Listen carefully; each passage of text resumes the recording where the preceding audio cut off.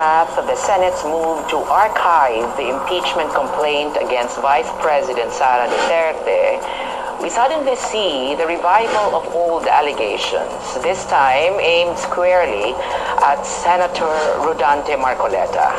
Vera Files, through a commentary, insinuates that Marcoleta was part of the so-called Napolists, the alleged roster of lawmakers implicated in the PDAF scam by Napolists. But let us be precise.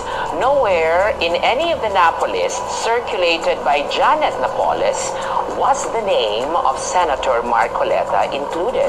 What exists is a 2013 Commission on Audit Special Audit Report on PDAF for COA's constitutional mandate under Article 9, Paragraph D, Section 2 of the 1987 Constitution, which initially flagged certain releases tied to his PDAF allocations.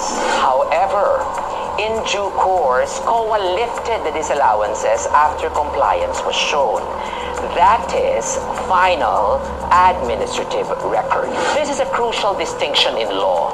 Audit observations and disallowances are not equivalent to criminal liability.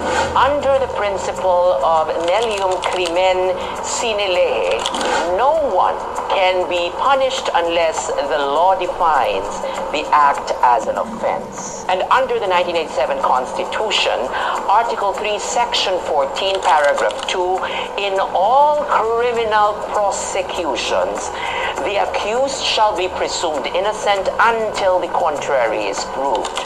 In Marcoleta's case, there has been no prosecution, much less conviction.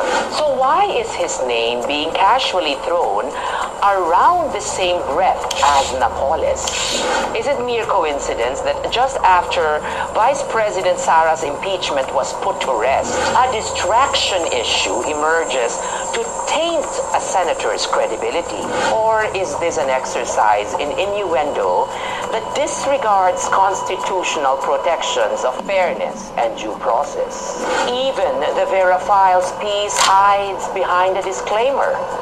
The views in this article do not necessarily reflect the position of the outlet. Yet, the act of publishing and sharing it on public platforms already carries the weight of influence. Disclaimers do not erase the damage of misleading impressions. In fact, under Article 19 of the Civil Code, every person must act with justice, give everyone his due, and observe honesty and good faith. Media entities are not exempt. Here is the bottom line. Senator Marcoleta has not been convicted, indicted, or even charged for plunder or PDAF-related scams. His record reflects that while his PDAF was questioned, it was ultimately cleared. Beyond that, in every legislative inquiry and floor debate, Marcoleta has displayed diligence, study, and substance.